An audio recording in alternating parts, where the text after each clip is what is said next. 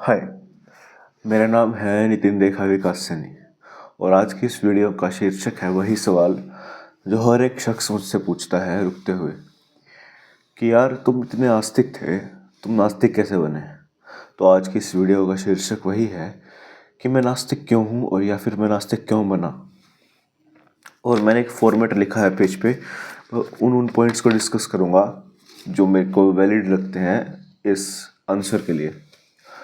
तो सवाल, मैं नास्तिक क्यों हूँ। और ये सवाल पढ़ते हुए मुझे थोड़ा गर्व होता है क्योंकि हमारे जो देशभक्त भगत सिंह थे, शहीद भगत सिंह, उनकी किताब है कि मैं नास्तिक क्यों हूँ और उन्होंने भी उसमें यही बताया है। और जब कोई मुझसे पूछता है तो मैं भी बोलता हूँ कि मैं नास्तिक क्यों हूँ, तो मुझे उनकी किताब की याद आती है। तो शुरू करते हैं। सबसे पहला पॉइंट जो मेरा है कि मैं आस्तिक क्यों था, नास्तिक क्यों हूँ को समझने के लिए समझना होगा कि मैं आस्तिक क्यों था। सबसे पहला, क्योंकि मैं एक हिंदू परिवार में पैदा हुआ। बचपन से ही हमारे हिंदू और या फिर किसी भी कल्चर रिलीजन में पैदा हो, उनको छोटे बच्चों को बचपन से ही उनकी टीचिंग सिखाई जाती है कि राधे राधे करो, राम राम करो, हाथ जोड़ो, भगवान है। और ये कैसे, कुछ भी उनसे पूछा जाए तो एक ही सवाल होता है कि भगवान है इसलिए होता है, और रात क्यों होती है, भगवान है इसलिए होती है, और चांद क्यों दिखता है क्योंकि भगवान है, चांद क्यों चमकता है भगवान है, तारा क्यों चमकता है क्योंकि भगवान है। सब कुछ भगवान के इर्द गिर्द घुमा कर छोड़ दिया जाता है बजाय कि उसका असली उत्तर बताने के। और मेरा मानना ये है कि अगर तुम्हें असली उत्तर नहीं पता तो सीधा कह दो कि यार देखो, हमें तो नहीं पता, तुम इतने काबिल बनो कि तुम्हें पता लगे, या फिर अगर किसी को नहीं पता तो तुम खोज करो कि ऐसा क्यों होता है, बजाय कि इसके कि भगवान है और उनकी सोच को सीमित कर दिया जाता है। दूसरा पॉइंट, जब मैंने किताबों को बंद करके देखा, किताबें यानी गीता, पुराण, वेद, जब मैंने इनको बंद करके इर्द गिर्द देखा तो देखा भगवान, पहला सवाल तो ये आया कि भगवान है या नहीं। क्योंकि ये कोई दुनिया, देखिए जाहिर सी बात है मेरी बातों में आपको कुछ बातें ओशो की भी मिलेंगी क्योंकि मैं हर एक बंदे से प्रभावित होकर सीखता हूँ। और मुझे उनकी एक बात बहुत अच्छी लगी जो उन्होंने अपने डिस्कोर्स में कहा कि ये दुनिया जहाँ पे छोटी छोटी बच्चियों के बलात्कार होते हैं, खाने को रोटी नहीं है लोगों के पास, ठंड से मर रहे हैं, भूख से मर रहे हैं, जल के मर रहे हैं, पिघल जाते हैं लोग जल के, क्या ये दुनिया सच में भगवान बनाएगा। अगर ये दुनिया भगवान बना रहा है तो शैतान कैसी दुनिया बनाएगा। पहला सवाल तो ये कि भगवान है या नहीं। दूसरा सवाल जो कि नील डिग्रेस टाइसन का है, जो कि एक साइंटिस्ट है, एस्ट्रोफिजिसिस्ट, कि अगर अगर भगवान सबको दुख दे रहा है और भगवान है तो हम मान के चलते हैं कि भगवान है, और इसका मतलब ये, और फिर भी लोग पीड़ित हैं, इसका मतलब ये या तो भगवान अच्छा नहीं है, मतलब ज़्यादा अच्छा नहीं है, या फिर भगवान इतना ताकतवर नहीं है कि उनके दुख मिटा दे। मतलब भगवान के पास एक लिमिटेशन है, या तो वो अच्छा नहीं है, वो चाहता है बुरा करना हमारे साथ, या फिर वो ताकतवर नहीं है कि उसके हाथ में ही नहीं है कि वो ऐसे दुख मिटा दे। और भगवान, जो ओशो कहते हैं कि भगवान एक लालची आदमी है। और मेरे पास एक जो एकादशी की कथा होती है उसके बारे में भी एक सवाल है, वो किसी और वीडियो में करेंगे। अभी मैं बस बता देता हूँ ऊपर ऊपर से कि भगवान एक लालची आदमी है जिसको पसंद है कि लोग उसकी पूजा करें, और ना करें तो वो नरक में भेज देता है। ओशो ये भी कहते हैं कि तुम्हारी जो प्रार्थनाएं हैं, इतने सालों से मंदिर के घंटे बजा रहे हो, अगरबत्तियां जला रहे हो, हिंदुओं ने जितना प्रदूषण अगरबत्ती और हवन करके किया है उतना तो शायद ही किसी जाति ने किया होगा। और हवन कर कर जो एक तुम मांग रहे हो, ये तुम्हारी सारी प्रार्थनाएं डर पे और मांग पे टिके कि ये ख़त्म हो जाए, ये ना हो मेरे, मैं जिंदा रहूं, मेरा बीमारी ठीक हो जाए, और एक मांग कि मुझे ये मिल जाए, मुझे ये मिल जाए, हे भगवान मुझे ये मिल जाए। नहीं तो अगर ये दो चीज़ नहीं है तुम्हारे पास, कि या तो तुम्हारे पास डर नहीं है किसी चीज़ का कि मुझे ये ना हो, ये ना हो, या फिर ये तुम्हारे पास मांग नहीं है, तो जो भगवान जिसको कहते हैं कि उसको भगवान प्राप्त हो चुका है, जैसे ये प्रेमानंद जी हैं, उनको कहते हैं कि भगवान प्राप्त हो चुका है, वो एक psychological acceptance of non existent की फॉर्म में चले जाते हैं कि किसी ऐसी चीज़ की एक्सेप्टेंस करना कि जो साइकोलॉजिकल है, मन में ही है उनके, ऐसी है नहीं, जिसको भगवान कहते हैं वो, जिसको वो कहते हैं कि सच्चिदानंद की प्राप्ति हो गई, भगवत प्राप्ति कहते हैं जिसको, यानी भगवान के पास ही जाना है। तो उनको नहीं चाहिए कुछ, ना ही डर लगता, बस उनको एक चीज़ के पास जाना है जो कि उनके दिमाग में है।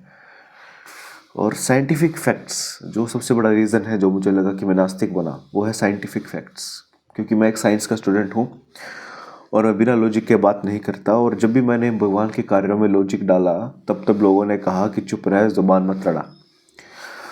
जब भी कोई चीज़ की नई डिस्कवरी होती है, जब जब भगवान के आदमी कह देते हैं कि ये हमारे पुराणों में पहले से लिखा था। जब जब कोरोना आया तो कह बोला उन्होंने कि हमारे पुराण में पहले से लिखा था कोरोना आएगा। तुम्हारे पुराण में दवाई तो नहीं लिखी थी। हालांकि जो बागेश्वर धाम है वो पदयात्रा करते हुए तो मुंह में थर्मामीटर दबा के बैठे थे। और इन बाबाओं के ऊपर मेरे को बहुत गुस्सा उठता है, इसलिए इनके ऊपर भी मैं एक अलग से वीडियो बनाऊंगा और हर बाबा में बनाऊंगा। प्रेमानंद, बागेश्वर, अनिरुद्धाचार्य, इंद्रेश, सब सब जिनके ऊपर है सबके ऊपर बनाऊंगा मैं एक एक वीडियो। हालांकि बजरंग दल वाले कुछ तो एक्शन लेंगे, लेकिन ठीक है, वो भी उनके बारे में बनाएंगे एक वीडियो। और उनकी जो प्रैक्टिसेस देखी आपने, जो धार्मिक लोग हैं उनकी प्रैक्टिसेस देखो। उन्होंने नदी को नदी नहीं छोड़ा, हर कूड़े को नदी में डाल दिया। जोत खराब हो गई, मूर्ति टूट गई, ये सब हो गया, नदी में डाल दो सब कुछ। गणेश चतुर्थी पे आप देखें नदियों की हालत, टीडीएस देखें नदियों का।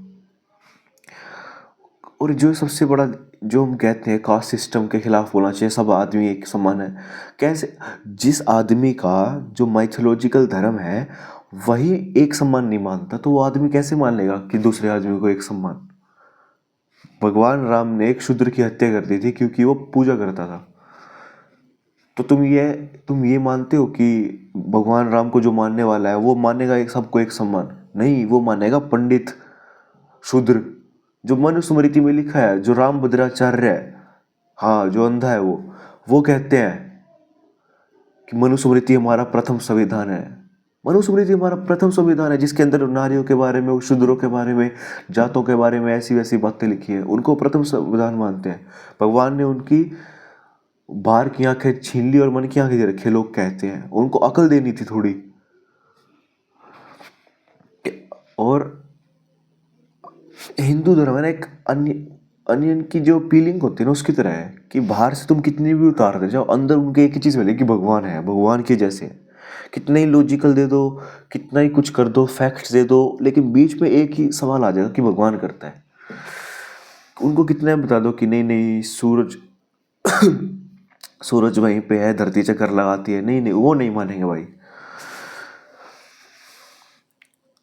और अब बात की, जो मैं मेरी बात कर रहा था कि देखो 11th क्लास तक, हालांकि 12th तक भी थोड़ा थोड़ा, 11th तक तो मैं इतना आस्तिक था। मैंने ये भी फॉलो किया है जो प्रेमानंद ने बताया था, ब्रह्म मुहूर्त में उठना, चंदन लगाना, गोपी चंदन पूरे माथे पे, मंदिर जाना, गीता पढ़ना, ये सब फॉलो किया भाई, मैंने सब फॉलो किया है। और तुम्हें बिलीव नहीं हो रहा, तुम्हें गीता का पहला श्लोक भी बता दूं, धर्म क्षेत्रे कुरुक्षेत्रे समवेता युयुत्सव मम का पांडवाश्चैव कर्म करवट संजय। सब किया भाई मैंने, लेकिन धीरे धीरे मेरा मन उठने लग गया इस चीज़ से। जब मैंने देखा ना कि यार ये क्या है, ये भगवान है कोई, ये भगवान ऐसा करेगा, ये भगवान है तो मैं भी भगवान हूँ। धर्म का जब धंधा बनते देखा मैंने, और जो मैंने ये बात लिखी है, ये मैंने अपनी बात लिखी है, लेकिन यही बात शहीद भगत सिंह जी ने कही थी कि मैं नास्तिक हूँ क्योंकि मैंने धर्म की आड़ में धंधा देखा है, ईश्वर नहीं। यही बात मैंने लिखी है बाबाओं के ऊपर। और ये बाबाओं के ऊपर मैं इतनी गंदी वीडियो बनाऊंगा रोस्ट करके, इनको नेक्स्ट वीडियो का वेट करना आप लोग। और अंधविश्वास, अंधभक्ति इतनी बढ़ चुकी है। जो मोदी सरकार है वो क्या कर रही है, अंधभक्तों को तो वोट ले रही है, लेकिन आने वाली सरकार में ये नहीं आएंगे भाई। क्यों? क्योंकि मेरे जैसे यूथ को वोट करने का राइट मिल जाएगा। हम 18 साल के हो जाते हैं, हमको राइट मिल जाएगा वोट करने का। इन्होंने सारा देश बेच दिया, उनके ऊपर भी एक नई वीडियो बनाएंगे। तो कंप्लीट वीडियो यही है कि भाई मैं नास्तिक क्यों बना। और आज के टाइम में तुम देखना, सिर्फ मैं नास्तिक नहीं हूँ भाई, हर एक शख्स जो यूथ है ना, जो सोच सकता है, वो ही नास्तिक बनता जा रहा है। क्यों? क्योंकि उसको पता है भाई मंदिर की पूजा करने से कुछ नहीं होगा, जो जिंदा लोग हैं उनकी पूजा करो, माँ बाप की सेवा करो, दादा दादी की सेवा करो। जो मरे हुए हैं उनके पितृदान और ये सब करने से कुछ नहीं होगा। एक और पितृदान का ये बताओ मेरे को, तुम पितृदान करते हुए तुम कहते हो कि ये बेऔलाद का है, क्यों? क्योंकि इसकी बेटी थी। अरे बेटी भी तो उसकी औलाद ही है, मतलब बेटा ही औलाद माना जाएगा सिर्फ, बेटी औलाद नहीं है। ये बेऔलाद का है क्योंकि इसकी बेटी थी, ये बेऔलाद का मरा था। पितृदान ये इंडिया में होता है सिर्फ, और पितृदान करने की अगर नहीं हो तो दूसरा जन्म भी नहीं होगा। अगर पितृदान इंडिया में ही हो रहा है, बाहर कहीं भी नहीं हो रहा है, तो दूसरे जन्म सिर्फ उन लोगों का होना चाहिए जो इंडिया के हैं, जिनका पितृदान हुआ है। लेकिन दुनिया की पॉपुलेशन तो बढ़ती जा रही है, इसका मतलब बाहर भी हो रहे हैं जन्म। तो भाई थोड़ा दिमाग लगाओ, सोच के देखो। आज की वीडियो इतनी थी भाई, थैंक्स।